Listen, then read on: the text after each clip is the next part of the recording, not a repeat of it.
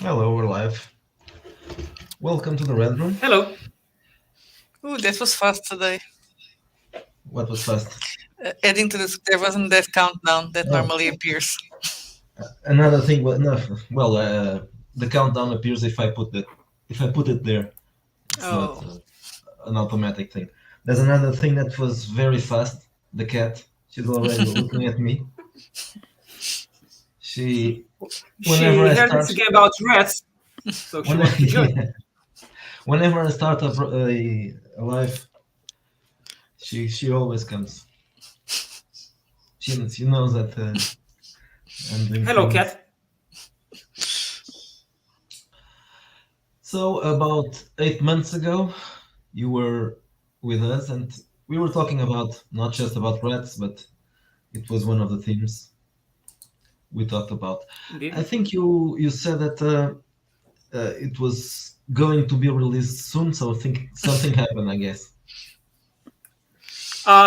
Yes, the publication of this game was just a series of disasters for a very long time. Everything that could go wrong went wrong.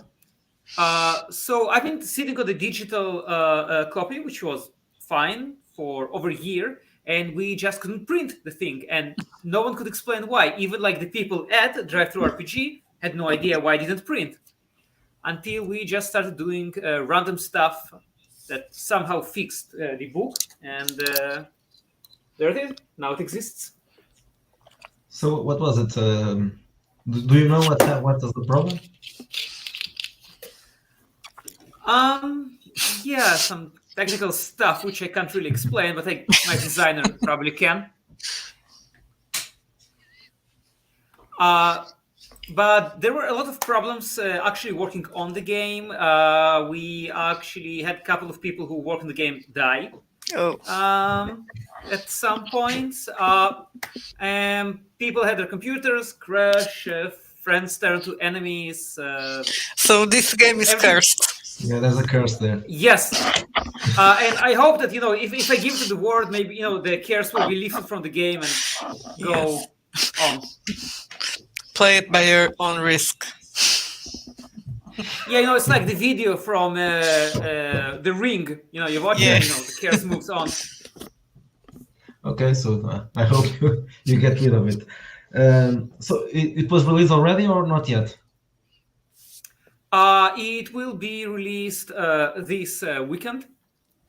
We have already sent it to the backers. Hopefully, like some of them already received it, some will receive it soon, but it will be open to the public starting this weekend. That's just on DriveThru or somewhere else? Just through DriveThru for now. Okay. We'll probably also be selling it at cons and maybe brick and mortar stores, but online it's exclusive through DriveThruRPG. Mm-hmm. It's hardback on DriveThru as well. Yes. The book. Yeah, that was the copy was. And I'm actually amazed at the quality, because I remember when print on demand looked like oversized newspaper, and the book now looks like a really good album. And actually, the printing costs are very affordable, and I'm really positively impressed. I think it depends on there are at least two options for quality: the premium and the other one. The premium is quite good, but the other one, not always. Yeah, the one looks like a school textbook, the old ones we used to draw obscene things on when we were in class. So let's talk a little bit about rats. Yeah. Yes. First things, what's rats in terms of setting? Let's talk about rules later. What's the setting for rats? Okay. So the idea of the game is that one day a rat became sentient. It gained the ability to speak and read. And this rat basically decided that rats are the original people created by God. Adam and Eve were rats. All of history is about rats, and humans just stole their history, stole their place in the world. And now the rats want it back. And this rat, traveled around the world. He spoke to all sorts of rats, created all sorts of different rat cultures. And now they have this holy war against humanity. The problem is they're rats, they're still rats. So they're so busy bickering and fighting one another and sabotaging one another that the humans haven't quite noticed that holy war against them yet. So it's a bit of a satirical game. Each rat culture is based on different human culture, and I try to be, in this regard, as inclusive and diverse as possible. You have every big human culture I could think of actually has a rat analogy. They're always exaggerated because what the rats did, they looked at humans at their most superficial and obvious traits and just exaggerated it. So that's the premise of the game. And in terms of actual gameplay, it allows for very diverse adventures. You can play it seriously, actually, go on missions to, uncover the past and find ancient artifacts and, actually try to fight against the human dominance of the planet. Or you can just, do insane stuff and turn into a huge red mutant. That's also cool. So most of the rats are small. Yes, most of the rats they look like regular rats, except they're intelligent. Well, intelligent. They think they're intelligent. But they can communicate with people or just among themselves? It depends on the culture. Most of them, they don't have the vocal cords to speak, but some of the red cultures actually are capable of speech, and they're all intelligent enough to write messages. Some of them have even the ability to dominate people to some degree. They're like these mildly telepathic rats. They can whisper in your dreams. I would say they're a bit Scary like guys. cats. Also, they can dominate humans. Cats seem to be quite successful. Yeah. They don't need to be intelligent for that. And I suppose most people don't even know that the rats are sentient or something like that. They have this conspiracy, and they have some human collaborators. But again, they waste so much energy just fighting each other that they don't really advance. I remembered when we talked first. These guys who are, try to be as human as possible. Not because they like That humans. was the cat. Yeah. This always happens Because they as like well. humans was because they like wealth. The corporates. Yes. What I was saying. I was remembering we talked the first time that you talked. There's a series of mutations that the rats can get, right? So they start become a bit weirder. Yes. That which doesn't kill you makes you stranger. Is our motto, and actually a big chunk of the book, I'd say it's huge tables of different mutations and mutilations you can collect along the way. So characters are going to be really different because when you gain a mutation, it's random. You decide what teachings you get, you decide what skills you improve, but mutations are random. So you can't really totally control your character. Well, unless you want to play a more orderly game. But the idea of the setting is that the mutations just happen. So what about the rules? Is this? And I remember that it's supposed to be simple, and you use only 6-sided dice, right? Yes, indeed. It's a very simple system because I'm old, so I don't have the energy to study very complicated new systems. When I was 16, you could bring a super complicated system, a book this thick, and I just sit for days, forget to eat and drink, and study it and become a master of the system. I don't have that kind of energy anymore, so I assume there are more people like me. The system is very basic, very intuitive. You can create a character in 10 minutes. There are a lot of options in this setting. You have, I think, more than 800 mutations and mutilations. You have more than 200 different teachings you can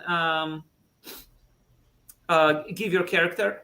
But the basic system is extremely simple. You can summarize it in 2 pages. It's a D6 based system. And the idea is, like, if you want the game to be complicated, you can make it complicated, but you don't have to make it complicated.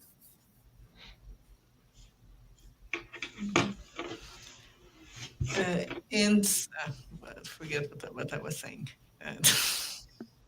End of the day for me. No, yes, I remember what I was asking about the different cultures of the Reds come from. So, what is the difference, more or less, between each? They are not classes, but they're a bit like classes, right? No, the game actually has actual races. You know, you have white lab rats, you have huge Gambian rats, you have the brown rats, the black rats. You have races. The cultures they give you some starting abilities. They don't scale over time. Like they affect your character, but it's not like a class in D&D, which affects you throughout your career. They give you starting abilities, but afterward, you actually buy teachings, which are universal. But the abilities which the cultures give are strong, are important, and they may define your style of gameplay. So, for example, you have the corporates, which I mentioned earlier, and they have the ability to affect humans. They have they can sort of enchant humans. So they'll probably be the face of the party. You have the Scrats. They're North European rats. They're warriors. They're big. They're strong. They're good warriors. They can use weapons that are much bigger than they are. You have a kind of nightmare rats, which can go into dreams and cause nightmares and learn all kinds of ancient wisdom. You have Nezumi, Asian rats. They're martial artists. They're very fast. They're very dexterous.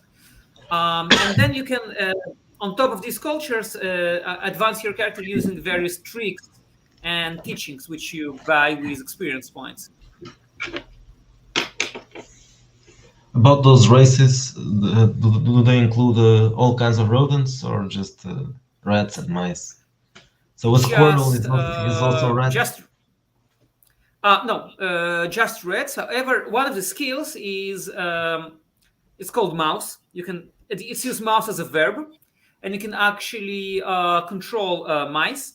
The idea of the game is mice are semi-intelligent. They have kind of a hive mind, and rats can control mice to help them in various ways. Okay, so just rats. So you can control mice, but you can't actually play them. Yes. And the red culture is very belligerent, very hostile, very suspicious, so you probably won't have much non-red allies either. Is that based in real rat culture or not? I don't know. I don't know if rats are belligerent or not. Real rats, they're actually quite social. They're very, as pets, they're delight. They're very friendly. They're very loving. They're like little dogs. But no, the rats in my game are much less friendly and nice than rats in real life. Do people have rats as pets? Yes, of course. It's actually quite common. The actual rats, those large ones. All kinds of rats. Usually people have fancy rats. They're the white and black rats as pets. But you have people who have Gambian rats as pets. They are like very large rats. You can you have these Sphinx rats. They're like the naked cats. They don't have fur. Actually, one of the women who helped us with this game had 3 pet rats. So yes, absolutely. That's interesting. Well, I can't have one because the cats probably wouldn't like it. Well, yeah, they wouldn't get along very well. Cats and rats don't get along unless they grew up together. Yeah, probably. Yeah, but I remember I've seen something about it like some time ago that people have rats, not like the big ugly sewer rats, but there's a lot of people that have rats as pets. I'll have to think about it. So, do you have rats as pets, or it's not? I don't have rats, but Okay. I'm not I have- against having rats. I have to Google a Gambian rat because I don't know what's that. Gambian rat. It's cute. Yeah. You're not It's, gonna trade all our cats for rats, no. Okay, That's so not gonna Actually, I have a happen. cat. I have a cat sleeping near me right now, so he probably won't be very happy about it. is that the neighbor's cat or your cat? It's I remember there was a cat. neighbor's cat. There was a neighbor's cat visiting you. I think the cat didn't decide yet whose cat he is, so he, just travels around the neighborhood. Sometimes he's here, sometimes not. So you all belong to him. That's how cats are, right? The Gambian rat apparently is what I was expecting to see as a rat. It's a gray one, and it looks nice. Yeah, it's a nice rat. I like it. They can actually be trained to find landmines. They use them in Africa to locate landmines in war zones. What they do, the blow up. No, they just Or find they the mine. find them. They're very light. A rat can run over a Yeah. landmine and not activate it, so it finds the landmine and it just tells you where it is. I remember when we had our first interview that you told us the story about how you had the idea for the game. If I'm not mistaken, that was a nice story. So So I suppose. Yeah. Go on. Yeah. Sorry, you were saying? No, I was just asking. This viewer probably is a backer. yeah, of your game Ariel. because he knows things about the game. Ariel, he knows a lot of things. Yeah, he seems to know. Actually, Ariel was one of the first people to ever play the game. He was one of my beta testers. We had a pretty... Oh, the cat is waking up.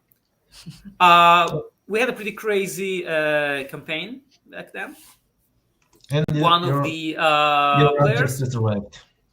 Hey, look who joined us. Hello. Hello, Welcome. welcome. Hi. Wait. Oh, okay. Hey, Sorry, I was so in a this meeting that is was running late. Stav. Yes. Hi. Hello. So this is Stav. He did a lot of the art for the game. I'd say about half the art, and we also brainstormed a lot. And you can say that we did this project together, and now he's here, and he can share his wisdom with us. Hi. I'm sorry I'm late. What did I miss? Yeah, we're talking about rats, exactly, and discussing Yeah, now we're talking about different rats, types, the exactly. real rat one. The real rats, not the in-game ones. So you did Yeah. most, Well, but most we of the also art, spoke or- about the game a little. Exactly. If you have any a question or something that you want to hear from me, I could say. If you, I don't know what to bring up from my sleeve. Sure. Can you show some of the art so you can? Well, some. I can his just art. show it from the book.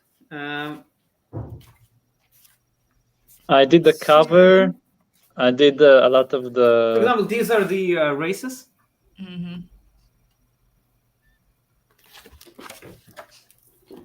I did a lot of the The, subcultures. I think. Yeah. Mm-hmm.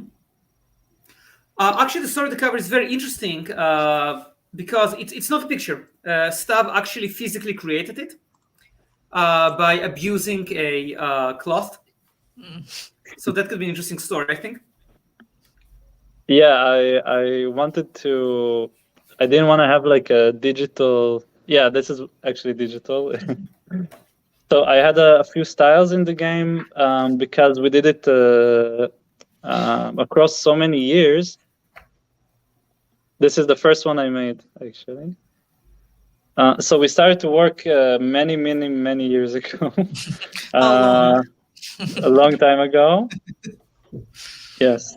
So this project has been going for how many years? Yeah.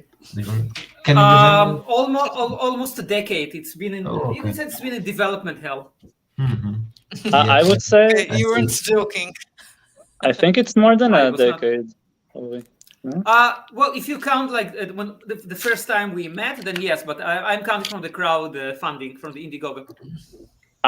For me, that's already like way after the beginning. So anyway, it's embarrassingly long and makes me feel old. So what happened is that when I joined Uri, I was in the army. I didn't have any creative output that I felt like proud about, or that anyway, I was a bit unsatisfied creatively.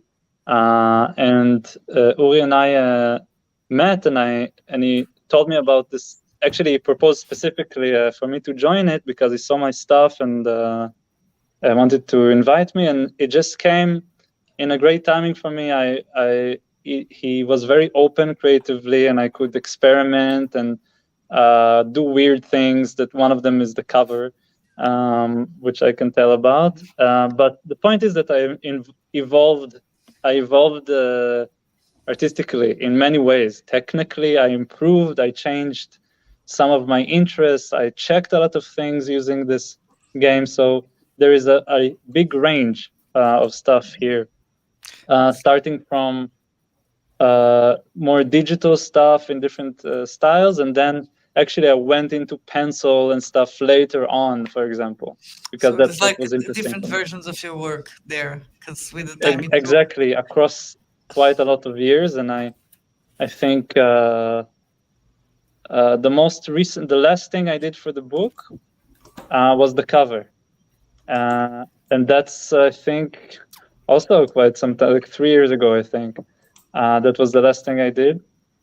So the story with the cover is that I didn't want to have like a hardcover book with a digital compositing feeling of like, oh, I slapped a image of this on top of another thing, and like I wanted to that people will have a feeling that it was a regular book that was mutilated by rats, and have that feeling, because I think the authenticity of the like the rage and the chaotic nature, the authenticity of it, because the book is written as if like a rat wrote it, maybe it did.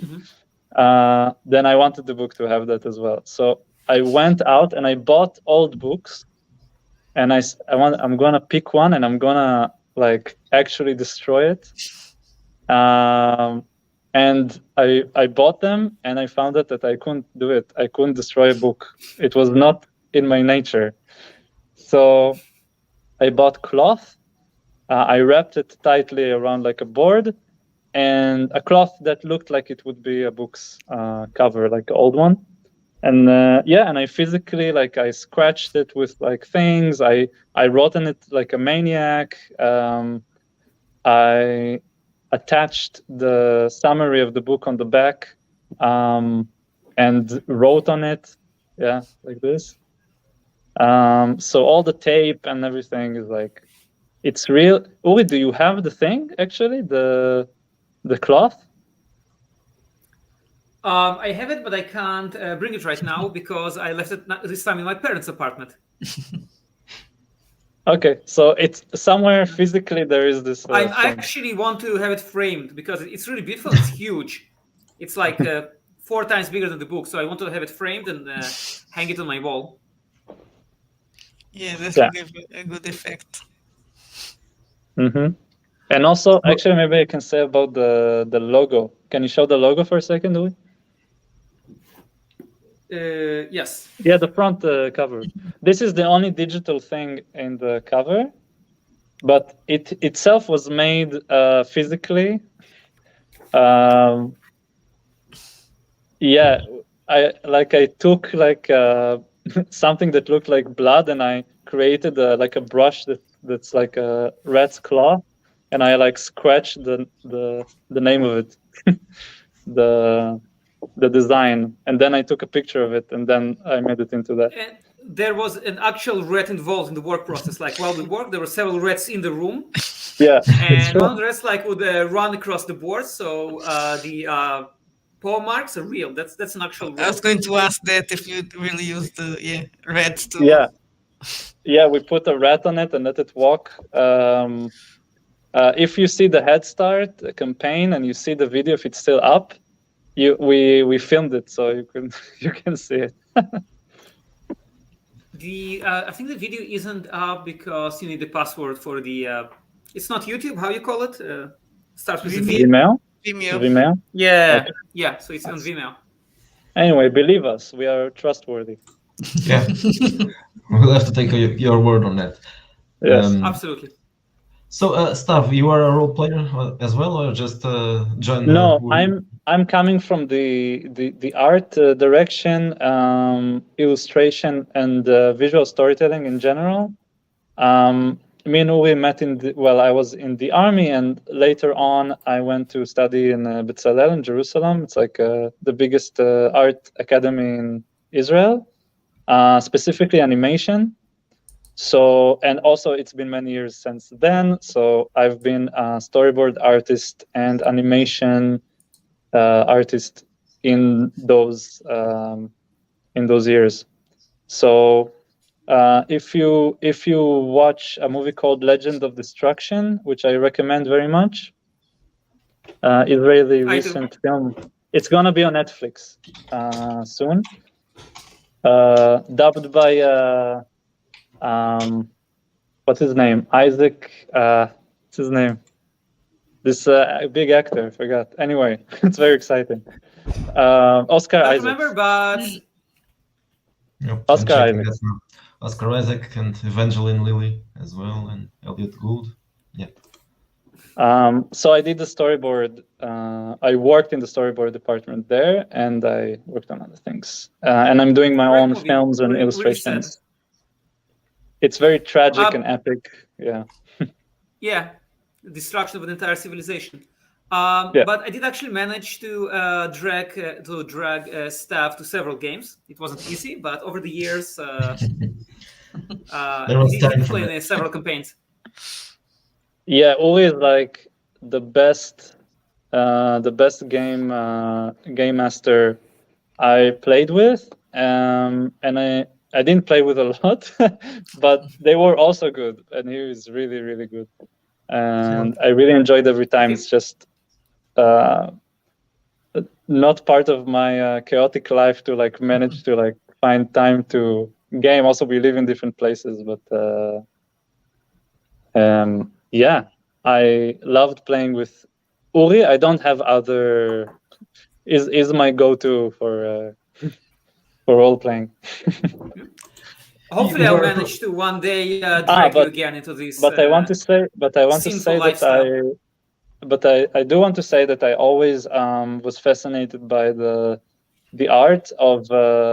I did play a little bit when I was like in high school and stuff, and I was introduced to the books, and I always felt like I wanted also to create a world like this and like just illustrate an example of a race or a culture or a profession or to see who they are, what's the attitude, what they're about. It was very, very attractive to me, and I love that, and I love word creation, whether it's like fantasy in a classical way like we know, or like more literary type of fantasy or whatever it is, but like world building through illustration and visual storytelling like that. Illustration that is serving to build a world is very, very, very, very attractive to me. One of the almost always. Things, so. One of the things I really loved about Stav's art is whenever he drew something, he took into account the rat's size. Like, it wouldn't make sense for a rat to hold a pistol because they can't produce pistols, and pistols are huge compared to them. So every time he drew something, like, for example, if you take this Scrat for armor, it uses a can topping. And it's a huge rat because it's wearing cat fur. Like in ancient times, people would wear lion fur. So I found it really attractive that he never just drew things. He always like this Australian rat, yes. So he has a knife, but it's a human-sized knife, and he's wearing a tooth, but it's a human-sized tooth, so it's huge for the rat. Yes, so it's that's fun something to I found really take this as a attractive about his challenge. style. Yeah, it's fun to think about those things as like a creative challenge, and I'm sure every time, even if I would do the same thing now, I would think about other solutions and other things I would want to emphasize. Empathize.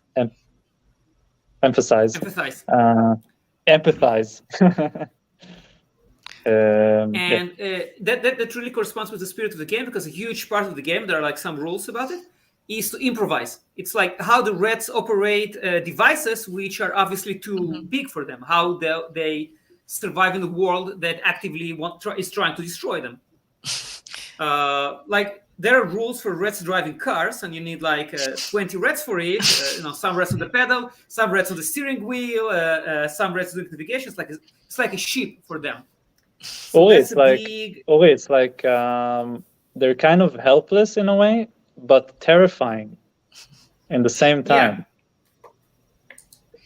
So in that regard, like your challenges with the art correspond a lot to the challenges of the player with the game.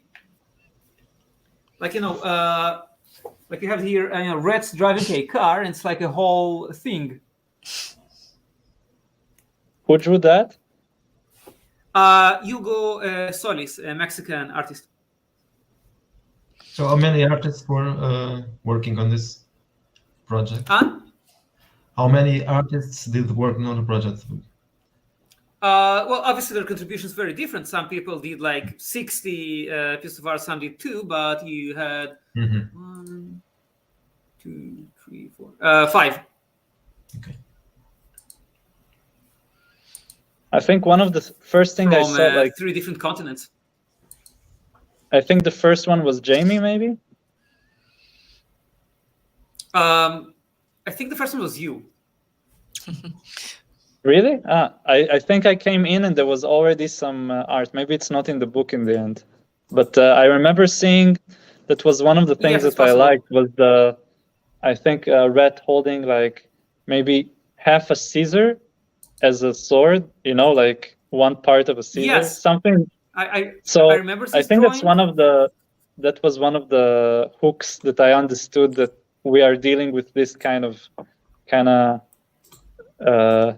jank-ass, like savage culture, like that's resourceful but ridiculous, and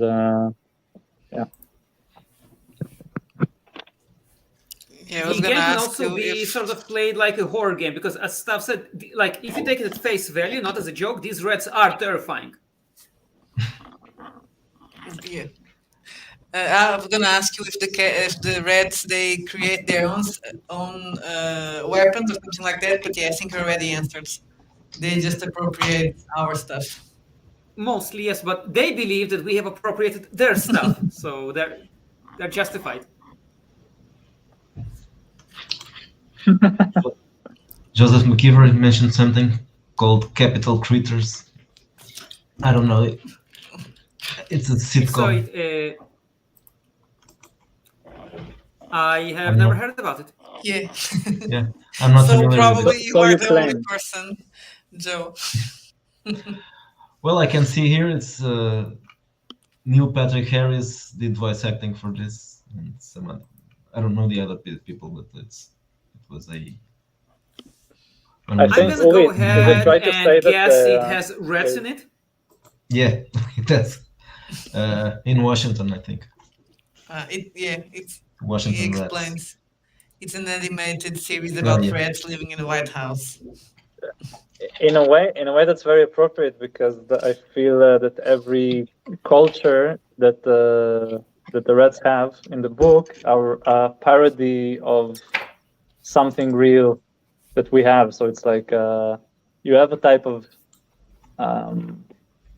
cynically corporate, and I feel like also it's kind of political, also like this kind of elitist corporate rats that like are more into like manipulation and like being greedy, or this being a cartoon of the greedy businessman or whatever, but they do it for real in a way. The corporates, yeah. The corporates. And I think other ones are representing. Names are, you have the desert rats are like fanatic religious. They're so fanatic that they don't leave the desert where they, like the original rats, awoke into this self-conscious state. So they don't leave it. They just stay there because they're like they believe that the truth is there nowhere else or whatever. So that's kind of, they're kind of like the Fremen from Dune. Yeah. What is your favorite for red culture from the book? Which one would you pick? This is going to be a question for both of you. Great question. Red culture. You go first. I'll use the time to think. Okay. I think. First of all, I think that like really the corporates, there's something that I like as a. I don't know if I would like to play them. That's another question. I think I would like to play something more. I think when I played, I picked the. I forget the name of it. It's like the all about like muscle and like really strong rats. The dark rats. I won't say if that's racist or not. We'll leave it to the audience. Read the book to find out. And I think also I liked very much to draw the illustration of them, because there's something ridiculous about a very strong rat.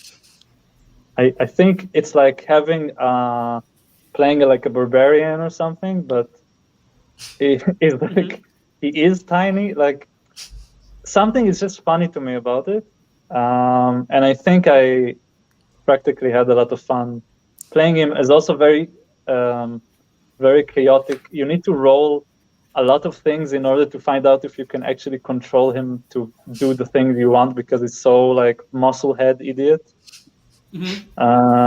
So I remember like needing to roll a lot of like, okay, you want to do that, but let's see if he doesn't prefer to like do something very instinctual, like eating this thing that he's seeing just now, trying to screw something or to punch something else other than the thing you want to do. And I found it very like an amusing mechanic. Like the mechanic itself is amusing, not only the story or the content.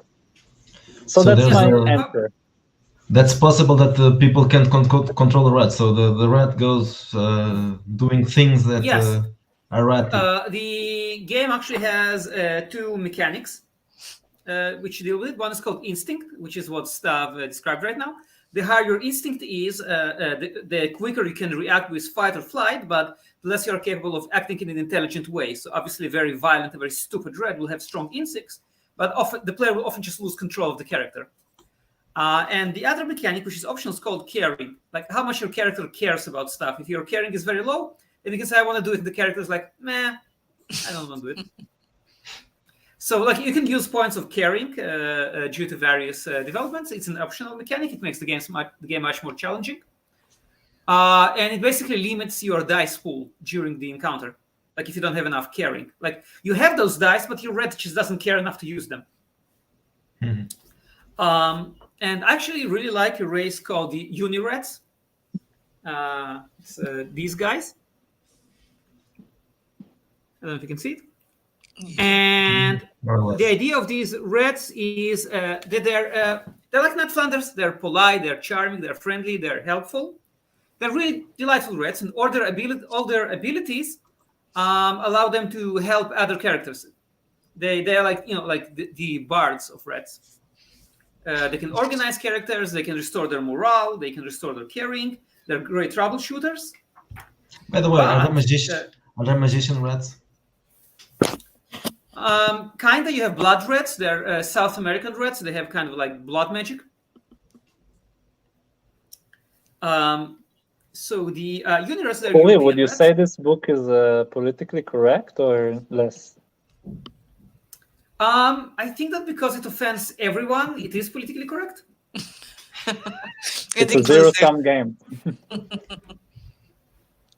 Well, that isn't very clear, so I suppose that the offensive part is structured into the text and not obvious, because I haven't picked up anything that could be taken as offensive, I guess. You're talking about rats. So. Well, it's a game, so we wrote it to be fun. We didn't actually write it to, be offensive. But fun is offensive these days. Yeah, I'm sure that if someone wants to be offended, they'll manage. And if that's what you enjoy, that's another go ahead. game. That's 2 games in 1. Yeah, we have a comment here, and we had 2 people that already said they wanted to buy the game. So Aral is saying, so yes. So how can people buy the book, Uri? I know it's in drive-thru. Yeah. It will be on drive-thru. It will be on drive-thru. This weekend. Actually, soon after this interview, will come up. And it's called Rats. It's the only game that's actually called Rats, so we won't have a problem to find it. And hopefully, we'll put a link under the interview when it's published. Yeah. So what I was saying about the Unirats is that they're very nice, but they found a huge scroll, which is actually rolled toilet paper, with a lot of orders. They don't know who wrote it, but they assumed it's God. But who else would write it? And so their constitution is absolutely terrible. So there is really nice, really friendly rats who follow an absolutely horrible, terrible plan. And they're always apologizing. They're always like, we're so very, very sorry we have to blow up your building, but the toilet paper says it. What choice do we have? I'm so sorry that I have to drown you, but it's written what I have to do. Really, I really apologize for that. Uli, what does the toilet paper say in the illustration? It says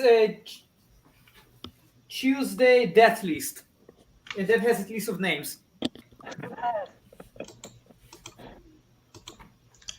So I just checked. There's no game called Rats.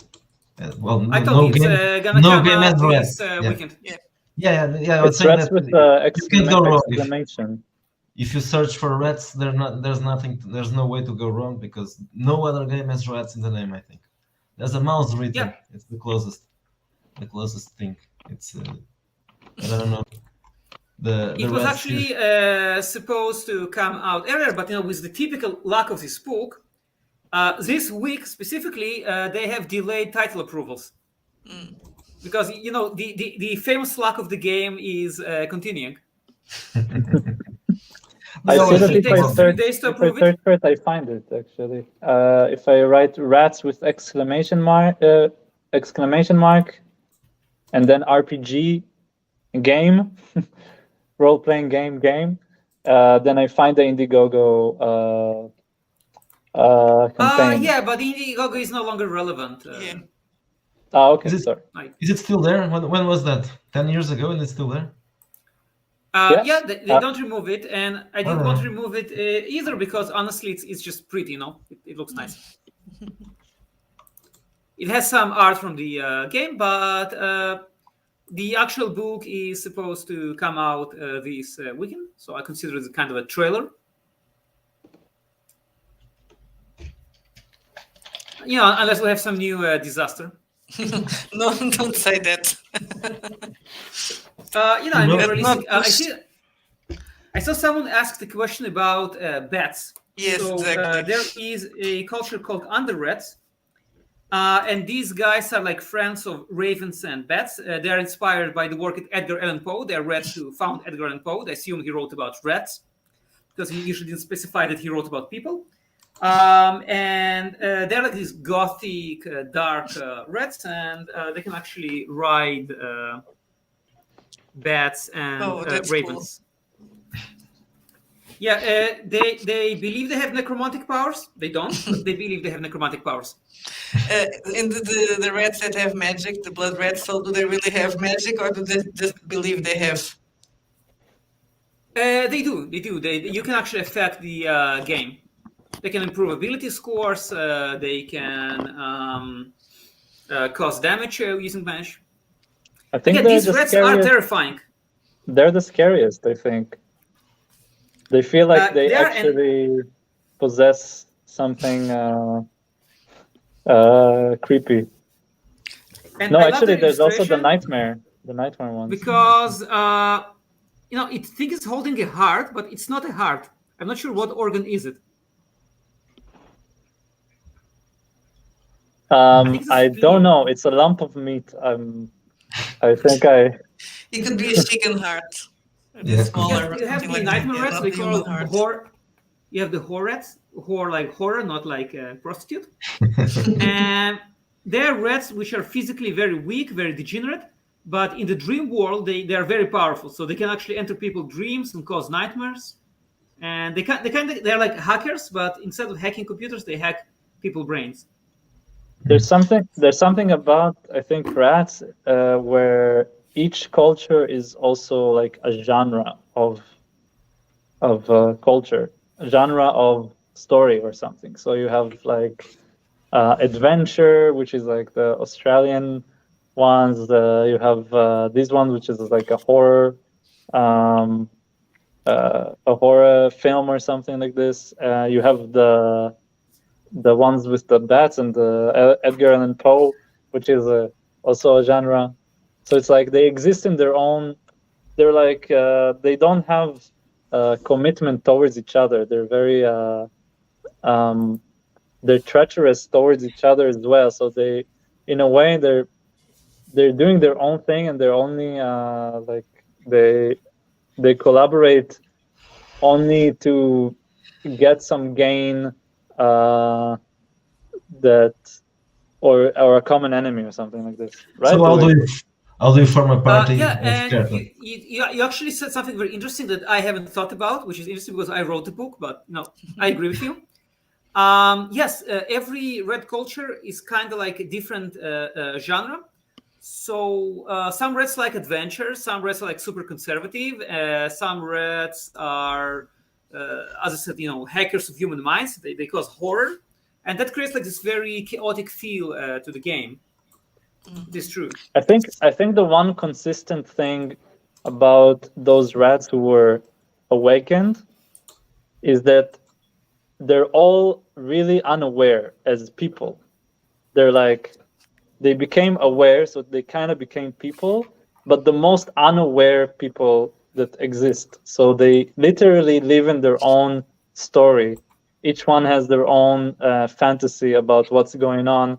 It's just different fantasies, and it's quite coincidental when they are kind of match each other's story or align their interests. And I think even the campaigns that I played were like, no one was really like the camaraderie was like fragmented. Maybe someone was someone's friend, but it was based on kind of like common interests and stuff like that. And you had to like kind of like when I played the red, that I needed to roll to see if he agrees to do what I say, kind of. So also, do our interests align? Or it could be that everyone wants to do something different in a different way.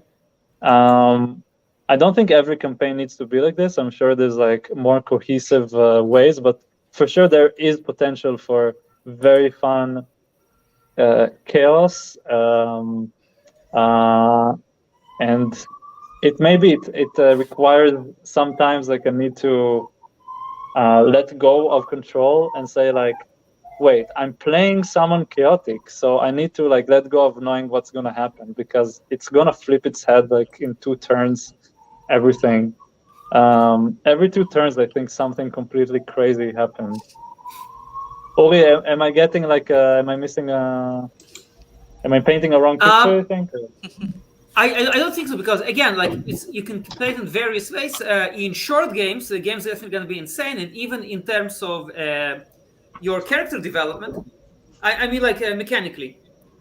The mutations are random, so your character can get powers that you didn't expect to get, or you could plan to be like a warrior, but then you get a telepathic power, and you have it. I don't encourage PvP. I don't think, like, I personally don't find PvP very fun. I like PvE, so I like characters to argue, not to actually fight each other. But if you have a campaign, obviously PvP is not gonna work. The group does have to have some kind of cohesion. But again, they are gonna argue because they have all different beliefs, and they are not tolerant of other Reds' beliefs. They think we are right, you are wrong. Every culture thinks that. But if you run like a one-off game, then yes, there's absolutely going to be total madness. And my games are mostly short. So usually the challenge was that the characters actually sabotaged each other. The humans were the least of their problems. Yes, I think it was like achieving a very achievable goal was actually the hardest thing. It became the whole game, like to achieve one simple action. And I think the chaos allows even then that you might actually achieve something insanely effective completely by like a side effect of something you were doing. So you totally have the challenge of doing a simple achievable thing, but it's like literally you're small, so doing like simple things are challenging, but you're also a very self-sabotagingly self-serving, and it's fun to gamify that gamify self-sabotage and So if lack you- of cooperation. There's a request The here. book, sorry? Request. Yes, absolutely. The book. I will also have the character sheet as a separate file for people to print it. The book comes with an adventure. It's basically you have to go into an army base and steal the supplies from the bottom floors. Players don't look. It's a spoiler. It can be very simple because you are small. You can just walk down, take it, and walk up. And when I ran it for the first time, it took 3 sessions, and like it took just 1 session to actually enter the bunker because they couldn't agree about how to do it or why to do it. I have to empathize. I have to emphasize how fun that is. Like it's so entertaining to like break your head. Like, why is this not working? Why is this? And it's not the world. It's not like the GM giving you problems. It's your playmates, and you're like, and maybe in regular games like D&D and like those type of, maybe it's too simple. Maybe it's not putting enough weight on like, why are we even working together? Like they jump always. You always like you're a group and you're playing, but like, I mean, it's fun to like expand the resolution on that dynamic, and it was so entertaining. And also, like I said, a lot of times the objective becomes like secondary to something else that's completely insane that affects by side effect what you were supposed to do. It's very imaginative. I feel like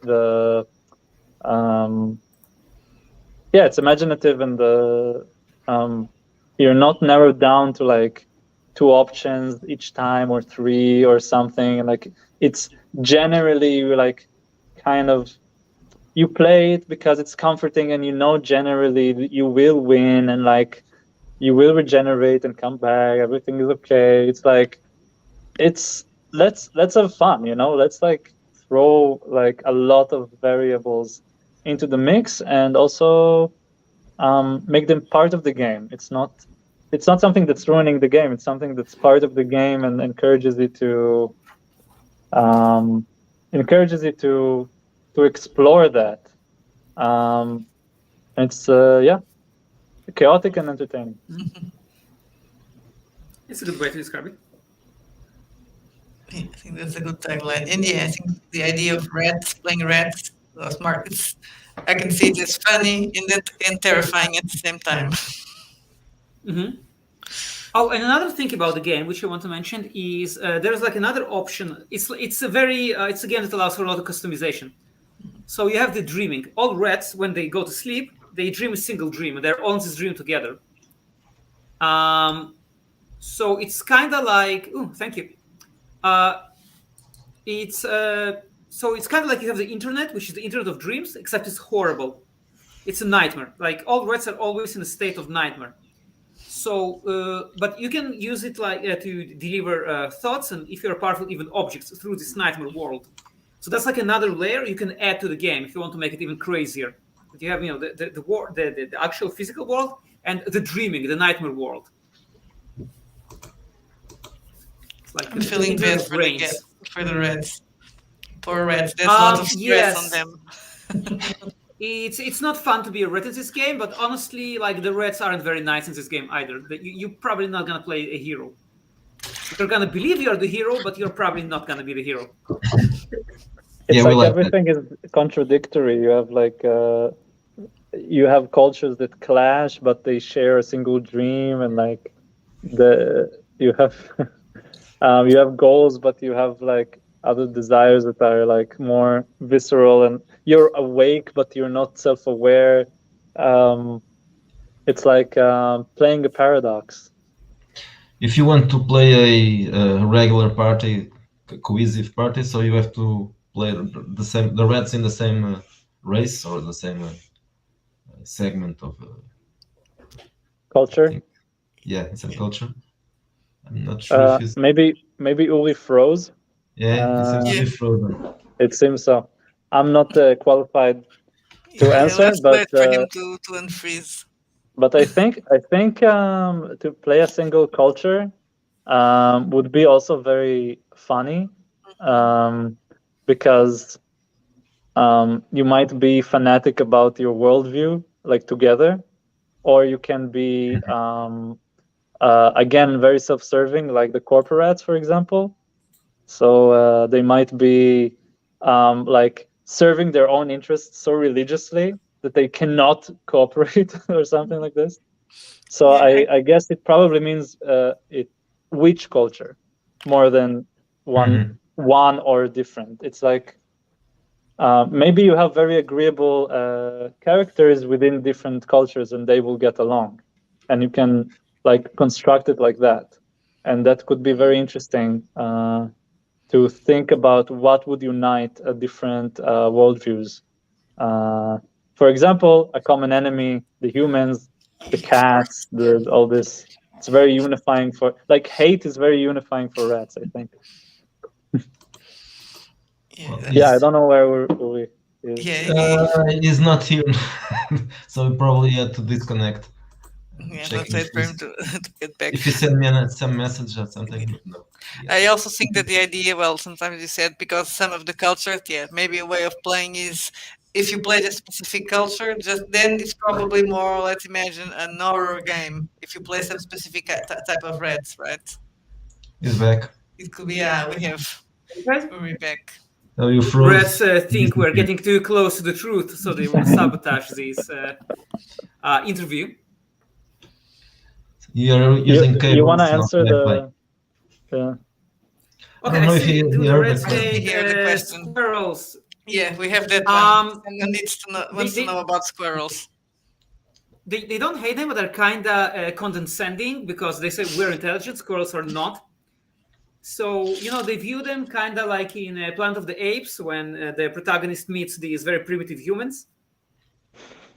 Like, they need my help whether they want it or not. Do they talk though? And do sleepy rats dream of electric cats? They do actually. Squirrels, no, they aren't awakened. The other species in the game which are also partially awakened, like usually they're not, but some of them are. You have cats who are only awakened when they sleep. So when they sleep, they're intelligent, but it doesn't really change it because they're sleeping. But when they're awake, they're not. But it does make them very powerful in the dreaming. You have some snakes, which are obviously not gonna be very friendly towards rats because they eat them. And you have the Moscow dogs, the street dogs, which are these noble doomed souls fighting against this evil conspiracy on street level. They're like they have like the morality of paladins, but they're street dogs. They're like they actually are heroes, but the whole system is against them. And you have mice, which are semi-intelligent. They're like they kind of have a hive mind. Do you have desert rats? Swamp rats, capybara, rat, and guinea pig? We don't have desert rats. We have. You mentioned already, desert right? rats. Yeah, in the Desert beginning, rats, some of them we have, right? Swamp rats. We have I don't swamp know. rats. Capybaras, they're mentioned in the books, but you can't actually play them because they're huge. A capybara is the size of almost the size of a person. Almost, yeah. And guinea pigs, again, like rats are really condescending towards them. They treat them the way people treat monkeys because they aren't intelligent. The same with And the rest hamsters, are I would guess. extremely elitist. Miguel was asking when you froze that how to get, well, since the rats get along so badly among each other culture, so how to get a party together with different rats, with different... Yeah, that was it. Well, Stav humans was in the saying real that world they just also united against the enemy, right? Yes, but also humans in the real world also don't get along very well. We have always like several wars going on. Every time there are elections in any country, people think that's it, that's the end of the world. The other guy is gonna end humanity.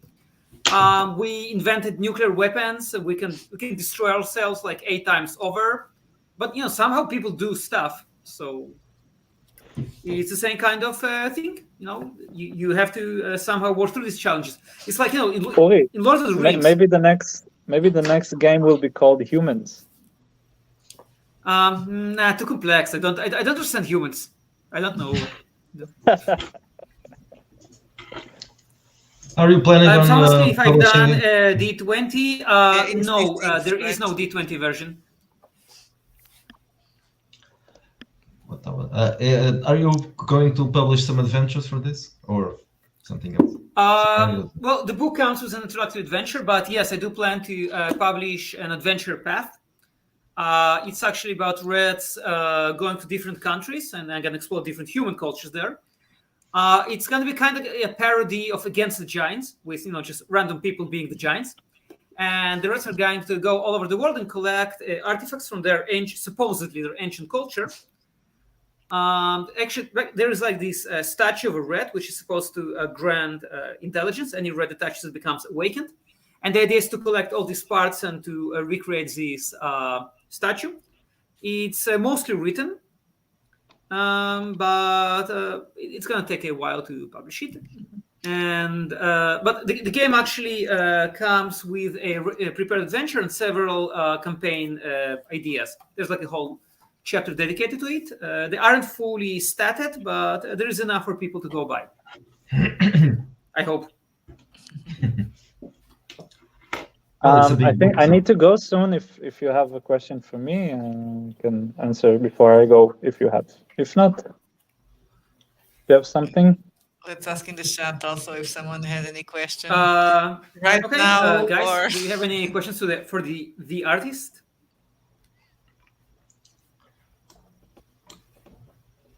Okay. There's also a delay. Yeah, sometimes it takes a bit for. If you guys have something also I can answer. But, what was your favorite? So, well, I guess this is not a fair question. I like knowing questions. I'm sorry. So, what is your favorite piece of art in the book, or some of your favorites? In a way, the cover kind of I'm very happy about the cover. Like when Uri gave me the book, I was so happy to see that my weird stubbornness kind of paid off, and it kind of looked like weird in a good way, like a bit imperfect in a way that I didn't see another book do. So I was happy about that. But I really enjoyed actually drawing some. At some point, I also draw some humans for different campaigns, and I liked like to switch the perspective suddenly, like to have another, to see instead of like the rats kind of trying to face the world, it's like humans are like what's going. They're like trying to figure out what's going on. That was nice. I think I really enjoyed like playing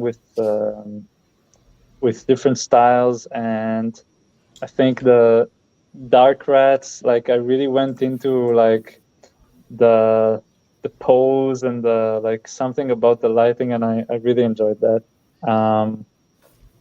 Something else. There's also the very physical.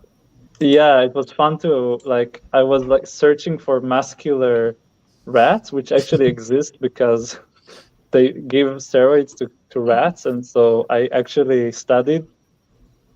But also, there's the card. That's the dark rat. Yeah, that's a big one. There's the card of the like the rat reaching for the cheese and another rat reaching for the world. Yes, it's towards the end. I'll find it. You mean that? Yes. No, not that. Anyway, there's like things that are not actually for cultures, but are like more. They became more like a graphical or design ideas. So there was like anyway. No, never mind.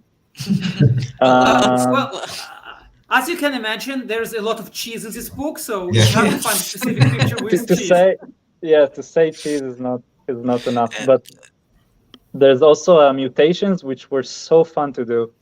Like,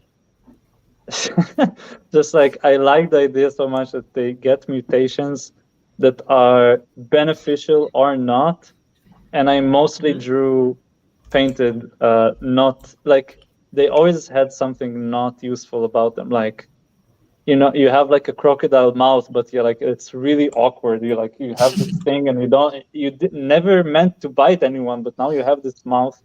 You have like bird wings, but you have only one and the other one is premature. You have an eye on the back of your back, and it's like looking at you like, oh, like you're not connected. It's like another eye that's just like watching you on your back. I think that was the most playful. I think in the cultures, sometimes I thought too much. I was like, okay, so what objects they're gonna have? And in the end, sometimes it was a bit like a lot of condensed ideas in the same drawing, and I feel I took it too seriously or I was too heavy about it. And then in the mutations, I just played around, and it like broke me from this overthinking and over conceptualizing and overdrawing like details, thinking everything matters, and just like going for something more free. And each one was like a joke. Each one was like a joke. So I think the mutations. That was my long answer.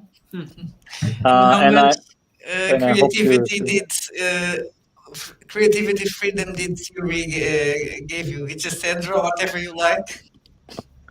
Yeah, I think our relationship was like he needed to have my cooperation before he needed to like give me an incentive, because we didn't start out like with money. We were both like, hey, let's do this together. It was like a joint venture, and he needed to like give me some kind of incentive otherwise. And that was actually it was pretty much the first thing I ever did. What? Say again? It's the first time, like I used to do work for hire, but that was the first time actually crowdfunded something. That was the first time I want to publish something myself, and we went into it with a lot of passion and very little knowledge, and we kind of learned along the way. Yeah, and I think Uri just trusted my instinct also in the he let his artists be kind of art directors also, like have a vision of their own about how things should look and be, and you can see it in the book. Things that I did and things that Jan made and Aviv made,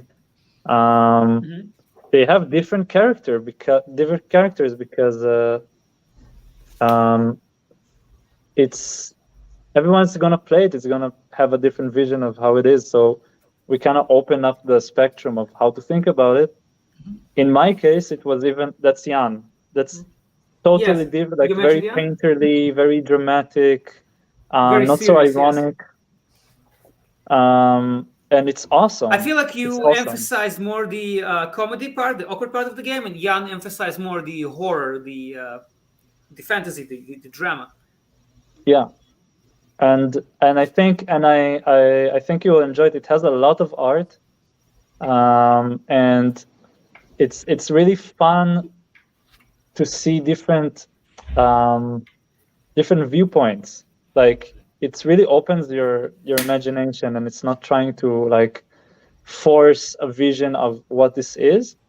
At the same time, I wouldn't say it's inconsistent because the world itself is so varied, and like I said, every rat has its own movie that he's living in, and so it's very true to the material to show it like that. Like, they are true believers. They believe their own story.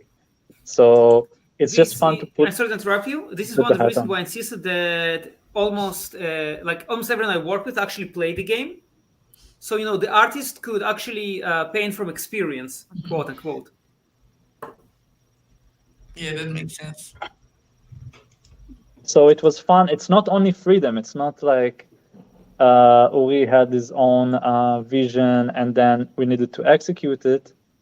But we contributed to what the vision is with our ideas and the feedback that we gave.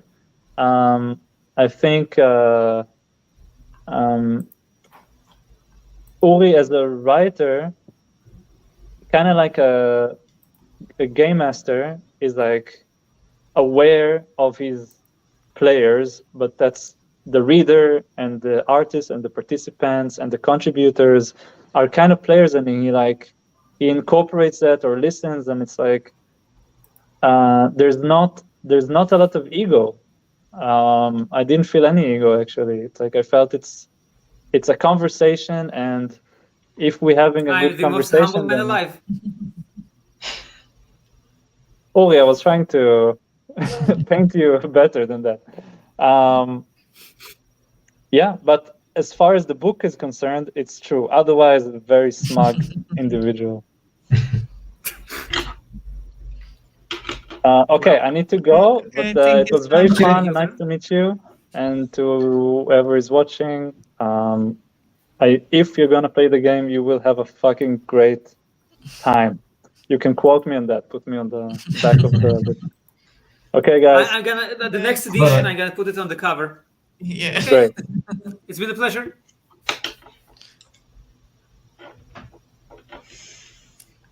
So that's Okay. Reds, and that was Stav. And I also saw someone asking about Vikings. Yes, there is a culture vaguely based on the Vikings called the Skrets. They're North European Reds, Scottish, Scandinavian. They're very physically powerful. I think you had mentioned that before, but you wasn't.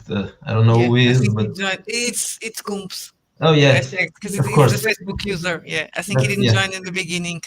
No, he That's didn't. why. Yeah. But there must be Yes. 2 Facebook users, I think, or at least there were 2 because I I don't saw know. a Some of second one. them Yeah, was but Kumps because I knew you know, that it's I always checked. confusing. The Facebook thing, it's confusing Yeah. because they don't have a It name. doesn't say who is who. Yeah. No, Yes. yeah. And yes, a the bit game is complicated. named Yes. Reds, and it should come out this weekend. That is the problem with the streams It's- because we need to recap. Yeah, you Stay need to. tuned. Yes. You have to scream it, I think. Yes, Reds. Well, you don't have to scream it. You may scare people, but yeah, it's felt that way. There is a lot of screaming in the game. Actually, when I run games, there is a lot of screaming. I'm a loud person. I like my players to be loud. I work with my day job is to run D&D for kids. So I always tell them, don't be quiet, be loud. I want to hear you. I want it to be loud. And that's like, can you have your class in the library? And no. That's not a good idea at all. Can it be quiet? We can be quiet, but we don't want to be quiet. Where's the fun in that? Not library quiet. That will be too quiet. Yeah, in the library they like people to whisper, but that's not real role-playing games. If you just whisper like some mole. Probably if you roll too many dice, you can disturb people. So I was going to ask you actually, if you're still a professional game master. I'm sorry, what? I was going to ask you if you are still a professional game master, but you already answered that. You're still Yes, absolutely. I write and I do that, and basically my idea was to people say that you have your job and you have your hobby, and I say, why not have both? About your writing career, you have published something recently, or are you going to publish something soon? Yes, there is a fiction book it's fantasy that takes place in modern Israel. It's about a group of kids in Samaria. It's the east of Israel, where they go on adventure and meet a giant whose children are missing, and it's about them helping her. There aren't any rats in this novel. It's about people and giants and a vast evil conspiracy. I can't really give more details than that. Also, I have a short story coming up in an anthology called Merciless Mermaids. It's about the mermaid mafia. It's like the style is like imagine this old kind film noir, but with mermaids. It's going to be published by Wordfire Books this summer. Merciless Mermaids. I wanted to start reading a bit of the Israeli storyteller before the interview, so I could ask you. But I didn't have the time. So unfortunately, I didn't have time to start it. By the way, on my list, Stav did the cover for this one as well. It's a nice cover. I don't have it here. Yeah, do I have it here? Yes, I have it here. Mm-hmm. But it's a big censored. Yeah, the blur. And blur. This blur is annoying. You're trying to show the thing. Yes, I hate but the blur. It's still blurring anyway, even if it's framed. Yeah, the AI isn't perfect yet. No. Yeah, there's a woman there. It's there's nice Aramaic, but it's This is what it is. Okay, so do you have any more questions? Yeah, let's just ask our audience. Let's ask people out there, and there's 5 people, I think. Yes, watching. I don't think this counts. Songs. Some songs. Just song wrong. What's this? Well, probably that's something that we're talking about, but it's. I can say that it's best for everyone if I don't sing ever. Yeah, I don't think it is. I think I'm not going to. I'm not going to sing. Definitely, I would probably be worse than you. So it's no. Yeah, when I was a boy, if I tried to sing, people were please, how can we make it stop? We beg of you. How can we make this sound stop? Be compassionate. Think of the children. Don't make it. So something happened. Something happened to me. Yeah, I was once in a choir at school because it was volunteer, and it's like, we can't tell you not to, but don't sing too much. Be quiet. Just move your lips. Sometimes he tries to sing something and said, "No, just tell me the lyrics. Don't sing it." I'm trying to tell him, "Do you know that music?" And I start singing, and he's like, "No." No, just tell me the lyrics. I don't want to hear you sing. I have like some musician friends, and one of my friends told me that it's amazing because you missed every note. Like you should hit some notes by accident, but you actually missed every single note. Yeah, I think so. Like how can you miss all the notes? Well, it's the skill you have. I Yes, suppose. exactly. Yes, I guess that's why I do role-playing games and not music. Exactly. So I don't think we have any more questions. You never Okay, played the so bards. it's I think we scared people away with our talk about singing. It was Okay, so it's been a Mark pleasure. Kaufman's fault. Yes, thank you for coming again. Thank you very much for having me. I think next time you have to publish. You don't want to publish a game in 10 years, so it's. Yes, that's. I don't think there will be a Red Room channel in 10 years. You have to publish something Who knows? sooner than that. Yes, I'll do my best, to actually do things at normal range. The girl from Ipanema. Ipanema. Okay, everybody can sing that one. What's the deal? What's the deal? The question is made like someone talked about it. I don't know. I can't remember. I guess it's someplace in Brazil. No, it's a song. It's probably because of the song.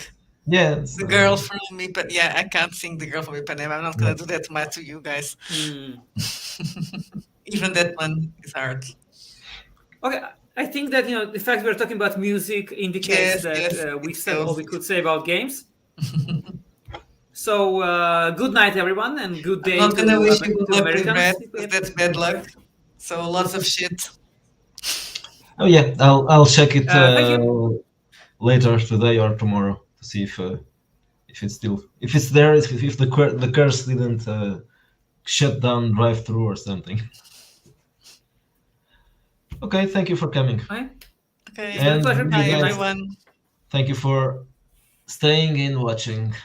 Bye bye.